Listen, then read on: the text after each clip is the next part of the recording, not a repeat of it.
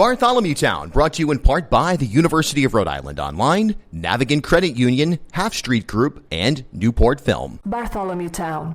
All right, Providence schools, certainly there's been plenty of very specific news here this summer on what has been, keeping it really short, a process by which a charter school is trying to take a physical building, at least in part, in Providence. That's been really the headline grabber over the summer. But of course, the situation remains a vital one, and really, ever since the state takeover of Providence schools, there's just been this notion of, well, things are going to be quote unquote turned around, and we're going to see a dramatically improved school district in all measurable and anecdotal senses. Some have made the argument anecdotally and even in some test scores that there's been improved performance during the state takeover. However, Mayor Smiley and many others are quite aggressively, or at least on a sub rosa level, quite aggressively trying to get the district back into city control. We have two individuals who are no stranger to anybody who pays attention to this stuff. I guess the best thing to do is if you want to introduce yourselves and your role on the school board. We'll start with Corey. Yeah, my name is Corey Jones, elected school board member here in Region 1, which is all of the East Side.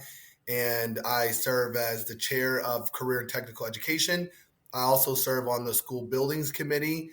Happy to be able to serve in these capacities that President Stevens appointed me to, and looking forward to this conversation. Tyrell. Absolutely. Thank you, Chairman.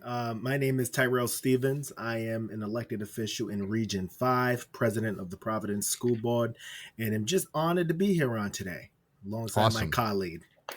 All right. Well, look, let's start with this Carl Lauro School charter conversation. Look, it's interesting because you can look at this from a couple different angles. You can look at it from just a fundamental question of charter versus what they call traditional public schools. And there's all kinds of arguments that have to be differentiated. There are some charter schools that are more of a kind of, box charter school that, whether it's discipline or anything else, even just from a systemic, basic level, there's opposition to. And then there's also parents in Providence that are saying, well, wait a second, Providence public schools are underperforming in every appreciable category. I want options for my kid. I can't afford to send them to a private school. So just looking at the holistic picture of the charter traditional public relationship right now and putting that into the context of what was a reversal by the Providence City Council to lease the Carl Lauro School to a charter school and expand the options for charters in Providence. The council president, Rachel Miller, it seemed an agreement was in place for that deal to happen.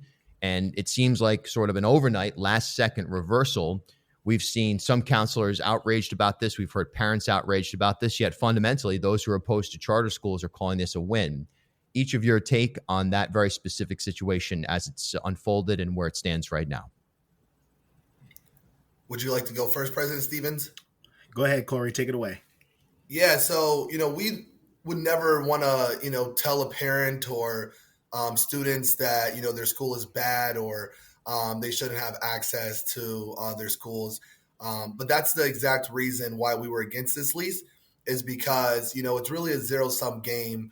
Do we want to give a couple thousand students in our district, access to this school, or do we have the kind of the oath of office to serve all 23,000 students in our district? And, we kind of came to the conclusion that we have to serve all students. And sometimes that's going to mean we have to make tough decisions. But particularly, where our district is right now, we, have by all accounts made significant strides in the right direction.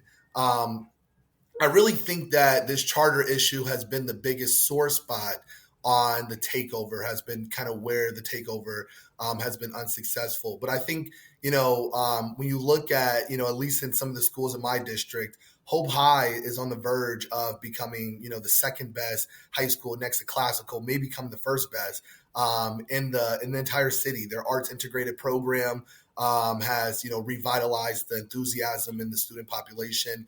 The governor's absenteeism chronic absenteeism campaign reduced chronic absenteeism in that school by over 50%. MLK Elementary School is on verge of being, one of the best elementary schools in the state. They got, one of 350 schools in the nation to get blue ribbon distinction for closing the achievement gap on multilingual learners. So, when you look at the overall test scores, when we have students that are, coming in at different levels, it's not going to tell you the whole picture. But when you look at, where those students are closing the gap, what difference that they're making, there is some significant strides that are happening in our district. And while there's a lot of work to be done in connecting the community to this work, ensuring that, it's great to make transformative change in our district, but does it reflect the visions and values of the people that it's serving?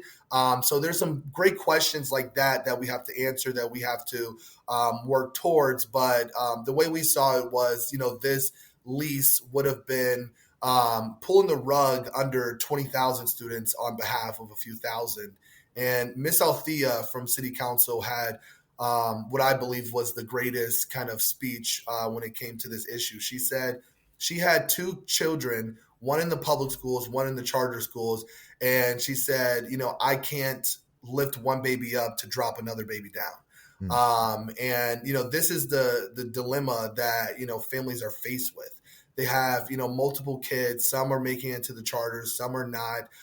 And simultaneously, that funding, in a fixed school district is hurting the school that their other kids, are going to. So we believe the district has made significant strides, and we want to take the district to, that next kind of level of setting ourselves up to be one of the best school districts in the country, particularly working with MLL students, particularly working with, CTE programs, for me at least.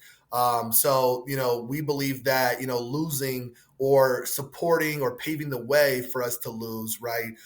Because we know it's not directly correlated, but it is.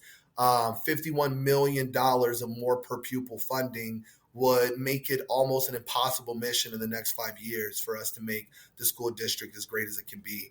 And we also, want to be able to utilize our resources like our old school buildings to attract people to our district. So me and President Stevens have had conversations from, let's bring in the hospitality, community to build some type of CTE program for hospitality associations. That's a huge industry here in Providence.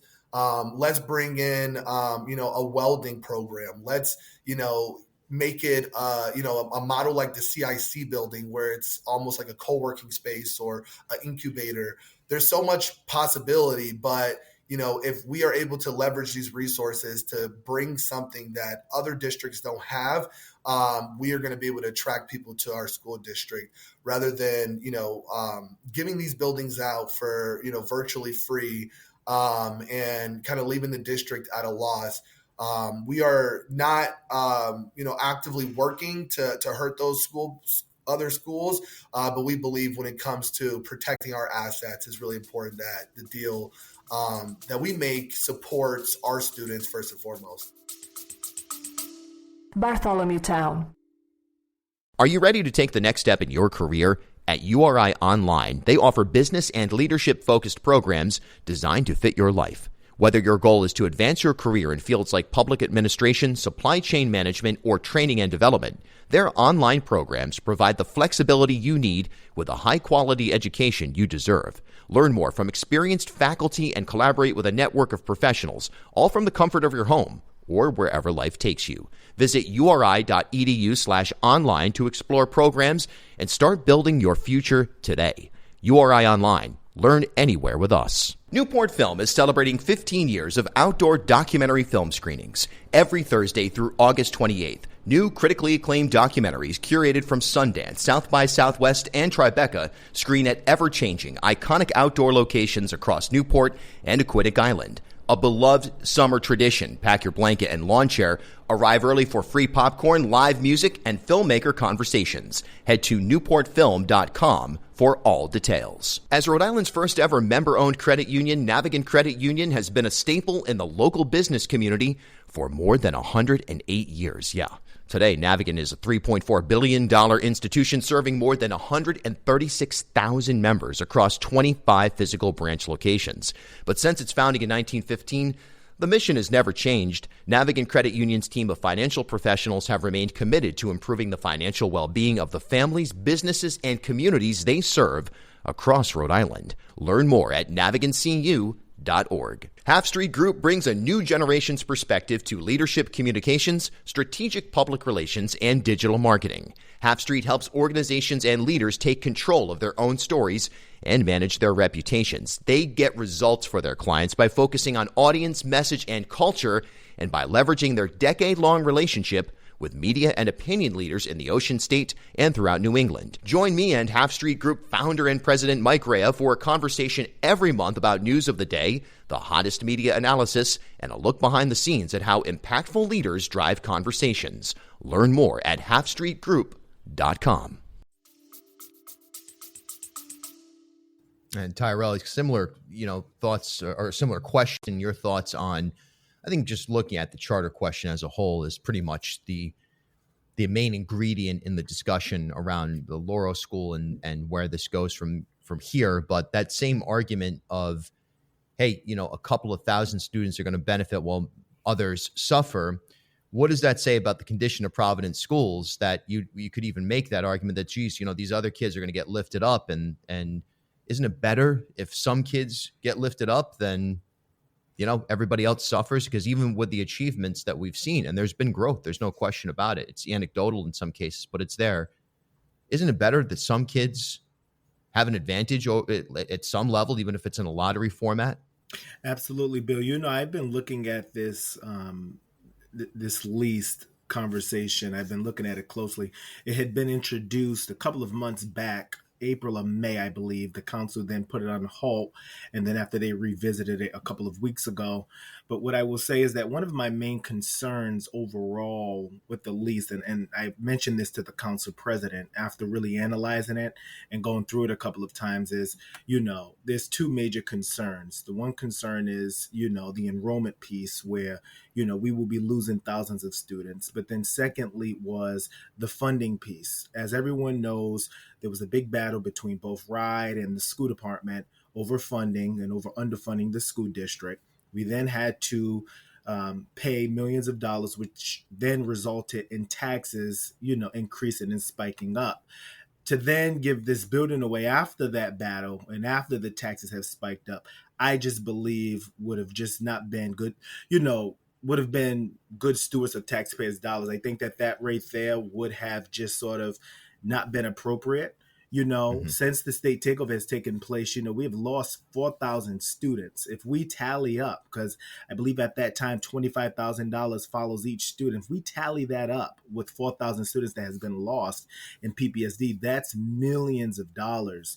So, I think with this increase or this building and this lease going through, and I mentioned this to the council president, it sort of is contradictory, but I will say overall, I just believe that there is other usage of that space that could, in fact, benefit both Black and brown students, I may say.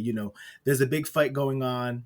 With the big fight that's going on, the whole charter public, it definitely does. And I do agree with the chairman on his thought with Miss Althea, who I would say had probably the best speech on the floor that night when the vote took place. It is, lifting up one baby while the other one's drowning. And I think that what we need to do is bring both to a middle ground of saying, okay, this is how we could improve Providence Public Schools. And I think now that we have a school board that is half elected and half appointed, elected by the people, I really believe that Providence could see some kind of progress and gain massively, because now we have voters that voted in their constituents and their people. And we got a good school board. Oh my goodness, that voted in a school board that, is very qualified, understand their role, currently is taking professional development training to understand it even more effectively.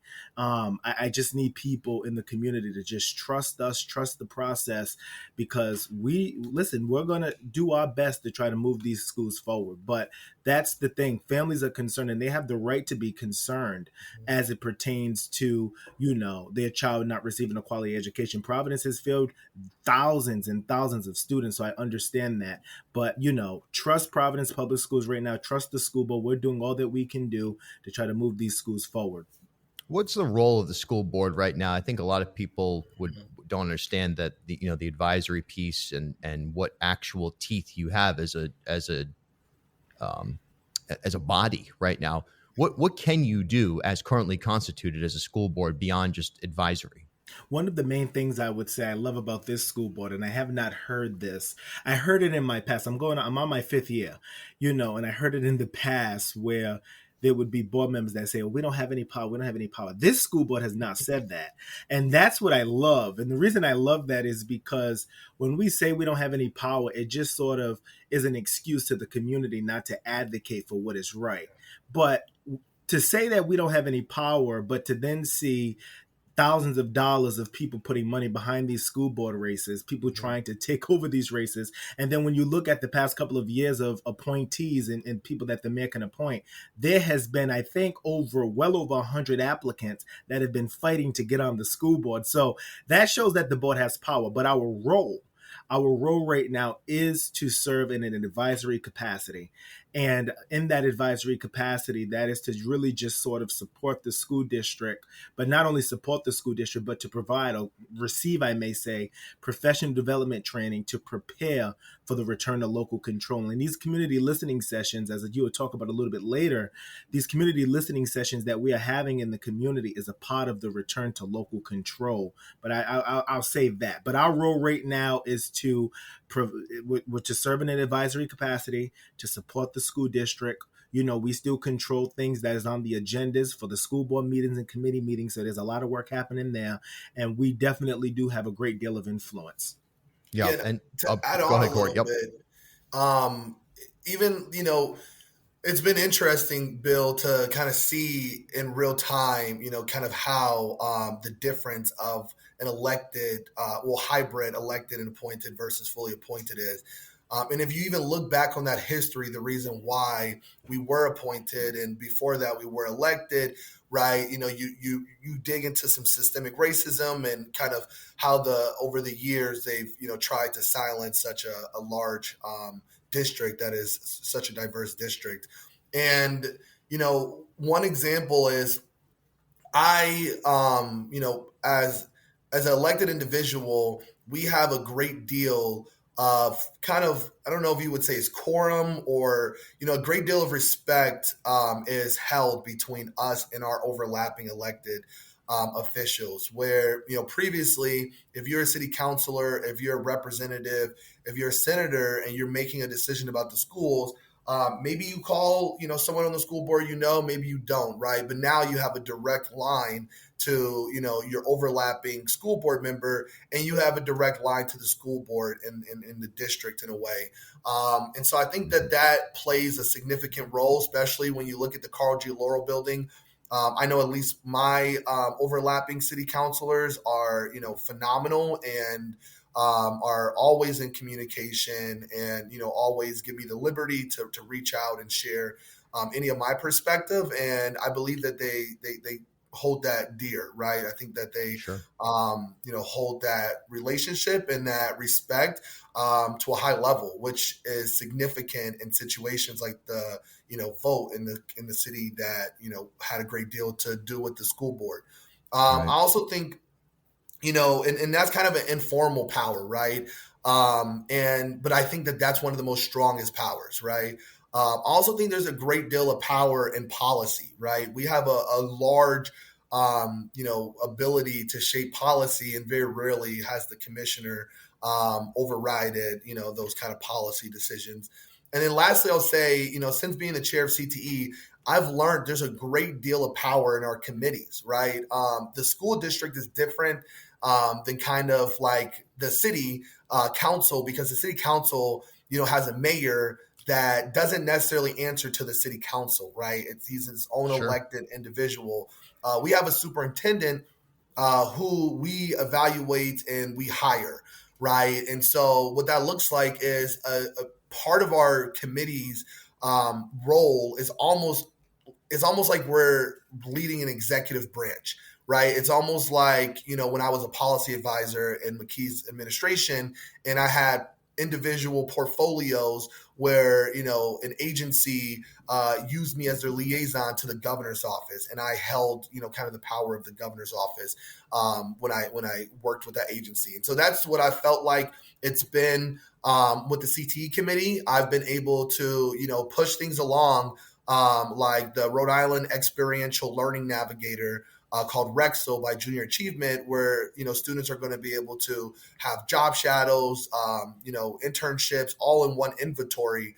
But putting Rexel on the agenda, kind of automatically signaled, let's start an MOU, right, for the administration, right? So I've learned that the administration, I think where the power is lacking is really just the controversial issues. And I think when it comes to kind of these everyday things, like how do we make CTE better, right? How do we, represent the community? The role of the school board is to represent the community, right? And so nothing is stopping us from having that role. And, under President Stevens and his current leadership, we've set out an industry, or what's the word? Kind of a national, we are putting in place a national model for how to do community engagement listening sessions. We have over 17 community engagement listening session and outreach sessions around the entire city. We're going to be the most in tune body, right, in this entire state. Think about that. 17 listening sessions from 10 members across the entire city. We're going to be the most in tune body in this entire state. And we're also the most Black and brown body in this entire state.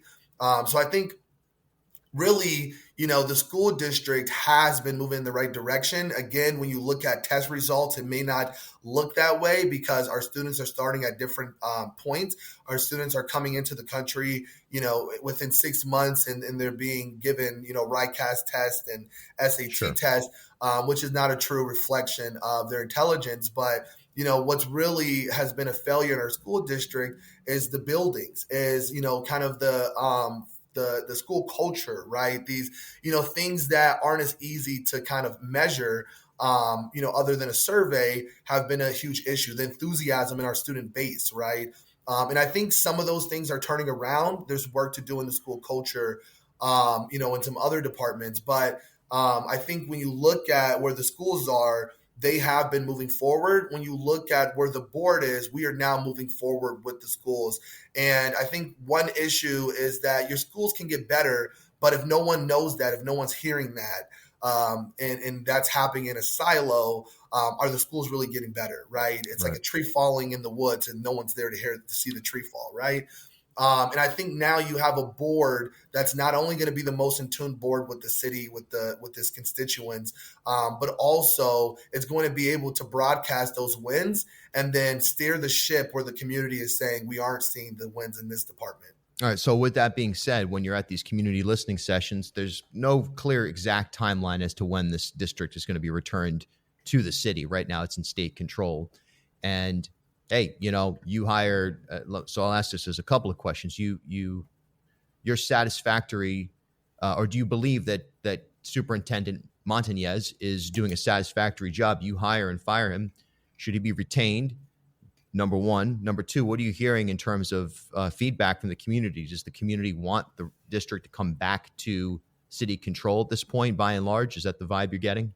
Yeah, I would say, I think as it pertains to the question with the superintendent, I think right now, because the board is in such a unique position, and because we've been placed in a unique position with our professional development trainer, which is the Council of Great City Schools, which works with districts nationally, I would say, I think right now our primary focus is on these listening sessions, really to try and get you wanted to jump in? Understood, but was just, one of the few things that you have any sort of power over is the hiring and firing of the superintendent. Yes or no?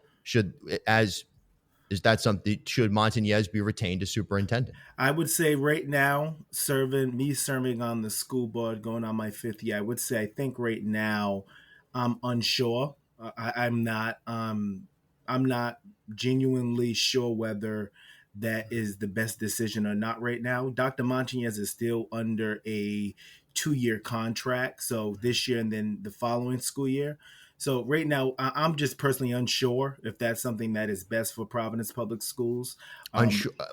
How could you be unsure about whether or not the performance of the superintendent is So satisfactory? I think no, I could jump in, Corey. I think yeah. the reason I'm unsure is because the school board's role has varied since the state takeover. Our role has been limited and has varied. He doesn't, report directly to the school board, and since he doesn't report directly to the school board, it's hard for us to even evaluate him. So I think there's a lot of Gotcha. pieces that are in play that needs to take place. We actually need authority to evaluate the superintendent because our evaluation would be different than the way Rod evaluates him. So So wait a second. You have the power to hire and fire, but you don't have the ability to evaluate performance? so right now currently under the state control, we don't have the authority to hire or fire the superintendent.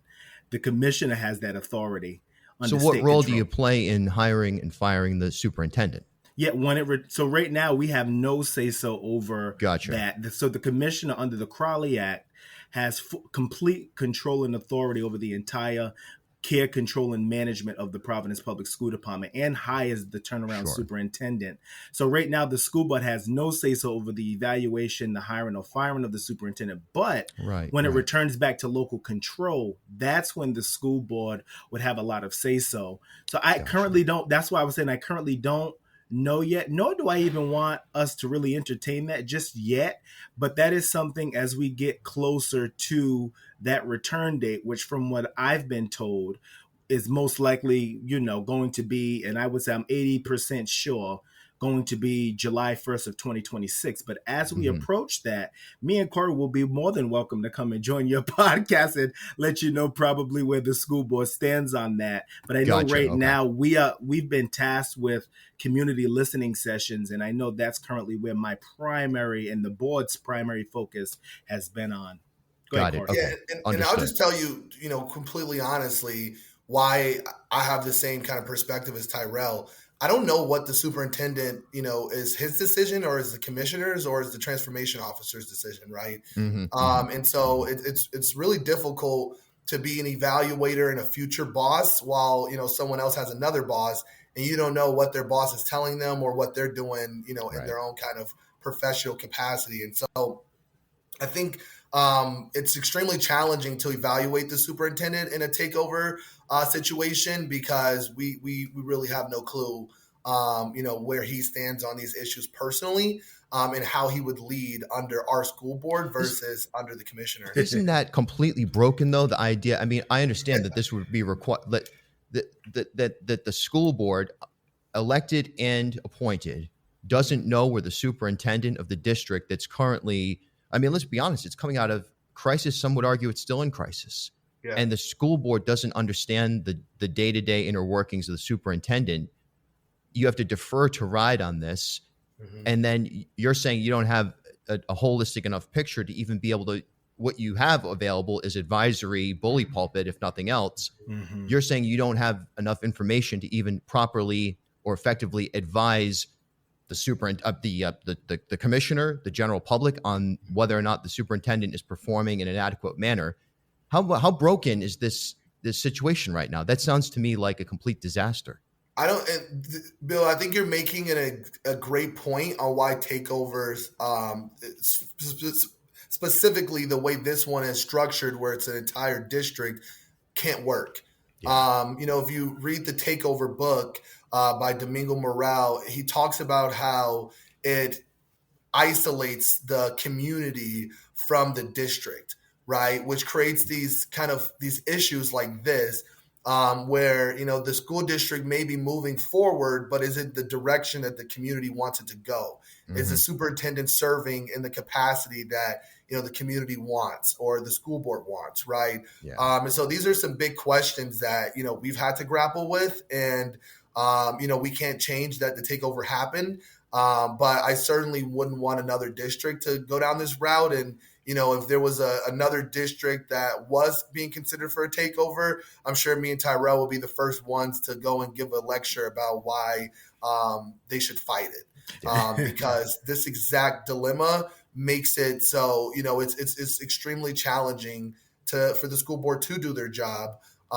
when, there's a separate boss and we're the future boss. And we, at the same time, we are going after our community listening sessions. We're going to have this conversation, right? And we're going to have to figure out a way to conduct an evaluation of the superintendent, even if, we might not have that statutory ability. And I think it's honestly not fair to Dr. Montanez. I don't think it's fair to any of the other administrators, and I don't think it's fair to the school board, right? I think it really is not fair to anyone, students, families, school board members, or the administrators. And what can I jump into really quick, too, Bill? I will say as well. So if we look at the historical picture about state takeovers, what we know is that when state takeovers are in transition out of state to local control, historically, the school district wouldn't keep the turnaround superintendent only because it's time for a reset.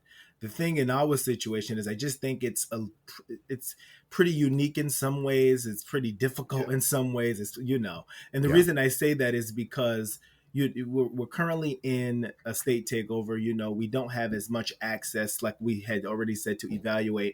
We're dealing with the superintendent, which is Dr. Montanez, who's from the community. So things is a bit different, and when we begin to have these conversations, community input's going to be definitely key to see sort of how we move forward. But historically looking, we do know that no school district typically keeps a turnaround superintendent historically, but that doesn't mean in our situation that's a yes or no. But what I will say also, as it connects to the piece around how does the community feel about the return to local control, what I will say about that is they want it to come back, but they wanted to come back making sure that it's the right situation, making sure that the school board is educated, making sure that there are check and balances. Who is the authority figure? Who oversees the superintendent? Is it the mayor? Is it the school board? Like making sure that we don't sort of fall in the same trap that we did before, and making sure that there's also a clear process. And that's something that me personally, I've been doing in my capacity as president,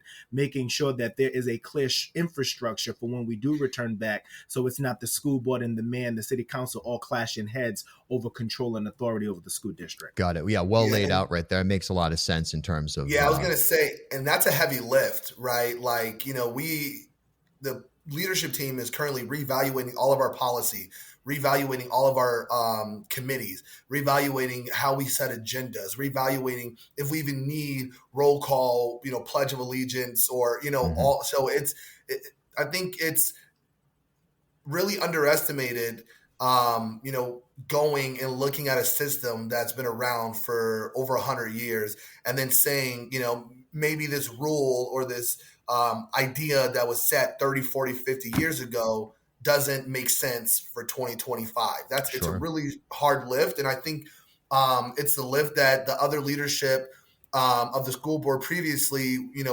didn't do or didn't have the resources or the support to do. But is on the hands of this leadership team. And I've seen, firsthand that this is a very heavy lift. And we're actually very in a good position because of the commissioner's professional development coach, who has been extremely helpful in us kind of reevaluating and questioning everything. Yeah, it's interesting you just said that about the Pledge of Allegiance. Do you think that students should be required to say the Pledge of Allegiance in the morning? Or is that something that is, we've kind of outgrown? I don't think so. I think that I think we as a nation, what's so great about our public schools is that it teaches kids to be free thinkers. It teaches kids to become innovators, right? It teaches kids to embrace art with a little bit of mathematics and a little bit of science and make, beautiful iPhones like Apple, right? That's not only just great technology, but it's also beautiful, right? And I think the Pledge of Allegiance is just one of those things that kind of creates, it was meant at a time to kind of create, kind of obedience, civil citizens, right? And I think we want to create citizens, which is something that, our schools lack when we take out civics and we take out these other things. But I think we want to create citizens that are free thinkers that, maybe have the ability to do the Pledge of Allegiance on their own if they would like to, or have the ability to spend that time differently. Or even maybe spending that time talking to the students and the teachers and building a relationship about, In my school, we did good news and bad news. Mm-hmm. And when you had no good news for a couple of days, your teacher knew something was up, right? And then they had a conversation with you, and then they told you they were there for you if you needed support, right? So I don't think it's something that is worth dying on the hill over, or Right. but I think we have to question all these small pieces and go, is this going to help students know or learn more? Yeah. Is this going to help students become the next Steve Jobs? Is this going to help a student get into a career pathway? Right. And, those are the few questions I ask is this going to help students increase their proficiency levels? Right. And if the answer is no, and, it's not going to make them more creative, it's not going to make them a better citizen, then I think that, it's something that can be removed at the, behest of something that is going to answer one of those questions with a yes. And Tyrell, randomly, I know we ended up here. Your take on the Pledge of Allegiance, should that be recited by Providence school students or required to be recited? I would say, my primary focus is bringing our schools back to local control. That's my primary focus right now, making sure that we are able to get these schools back, making sure that the community is aware, and making sure that we get these goals and guardrails established for a new superintendent, or the superintendent, whoever the superintendent is. That's my focus. You don't want to answer it. I plead the fifth. Okay. I used to have to I was like the morning announcement guy at Charahoe. I used to have to sign on and say, everybody stand up. And in that capacity, I realized, geez, boy, this is creepy. What I will say, you go to a public meeting and people stand up and say the pledge all together. I mean, that feels un-American to me. At this point, it feels like you're actually pulling people into a sort of a forced nationalism versus love of country. So, I know not all schools require it. Some ignore it altogether. I know you don't have to say under God anymore, which is obviously the correct thing as well. But, Providence, those are the types of little building blocks you wonder if they do matter, if they make people feel more at home, more like, hey, I'm part of something that isn't forcing me into shoehorning me into somebody that I'm not. So you wonder if those actually are the little ingredients to make it a more hospitable environment. I don't know. Maybe not. Maybe I'm completely a maniac and someone, some Republican that showed powers is going to hear this and I'm going to be on blast because I'm anti-American because I don't think the Pledge of Allegiance is a good idea or something like that. I don't know. But I think taking a stand is also important on issues as well. I will say that. So, so that's that. Yeah, I think our nation, what makes us American is innovation. Yeah. Right. And freedom. Right. So I think, when you look at the Pledge of Allegiance, I don't think that is necessarily bad. No. I just think in a school, we want to focus, and I think it may create community, right? But I think that there's other things that can create community, like doing robotics, right? That also will breed innovation. And, so I think there's some ways that we can still create, sort of environments that create, citizens that have love for our country, that are patriots, right? But I think we need to think deeply about what that is and what is the best way to make that happen. We only have so many hours with the kids in the schools. We only have so many hours that kids are, giving their full attention, right? And so if we can't maximize that time, then we might, lose, right? And to be honest, like the one thing that I learned in the governor's administration is that that's what the commissioner is focused on, right? It's just there's a debate over how much of that time should be focused on purely instructional time and purely math, science, and English, and how much should also incorporate music, art. And I believe that you create a Steve Jobs by incorporating music and art, right? And, you can have Windows, which I think Windows is beautiful now, but before it was, just great computer. And plain Oregon Trail on it, Yeah. It's like, and then, you create an Apple computer that's beautiful and you can see inside a little bit and it's blue and it's, gray and white and it has this, beautiful logo and this beautiful packaging, right? And, lo and behold, it becomes one of the most used devices in, human history, right? So I think, how can we create a school environment that breeds that, right? When you look at Steve Jobs' journey, he dropped out of school and started doing classes like typography, and then he creates fonts, right? So it's like that is the story of the American public education system that I want to embrace, that I want to amplify. And then instilling continuous learning, right? Like, I think the Pledge of Allegiance might instill, like you said, kind of a patriot nationalism, in students. But I think, you want to instill not just any level of patriotism. You want kids to be committed to upholding our democracy.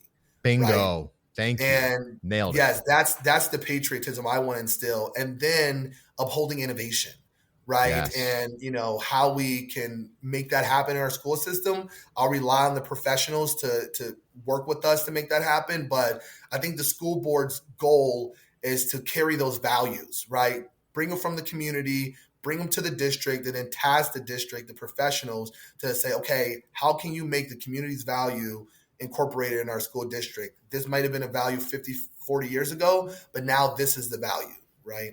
Well said. Super, super, super well said in my judgment. And also, I pledge allegiance to my heart, my soul, my brain, my future, my fellow humans, my fellow inhabitants of this planet, my fellow inhabitants of the known and unknown universe. Hello. I mean, and going inwards as well, taking care of yourself and being in as good of a position as an individual can be to succeed in this world. It's rapidly changing. We see the introduction of AI. That's a whole nother conversation we'll have to have another time. But gentlemen, thanks so much for your time today. I appreciate also getting into the details here on some of these questions, because there are things I think a lot of people are confused about in terms of the role. And I think that superintendent question, just a piece of the puzzle. Look, I'll ask kind of a yes or no question to kind of wrap up here from each of you, and I think it will take us full circle. Is the district ready to go back to city control by 2020, by a year from now, let's say? Yes.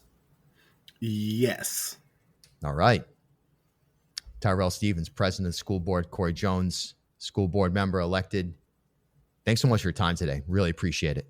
Thank you. Thank you, Bill. Have a great day. Newport Film Outdoors screens Speak, a 2025 Sundance Award winner, on Thursday, August 7th at Mayanatomi Park in Newport. Speak follows 5 of the nation's top teenage speech competitors, capturing the euphoria of victory and the devastation of defeat as they craft and perform original oratories over the course of a 9-month season. Learn more at newportfilm.com. You'll find all details there. Make sure you come out early and bring a blanket and lawn chair and enjoy some free popcorn, live music, and great local food. newportfilm.com.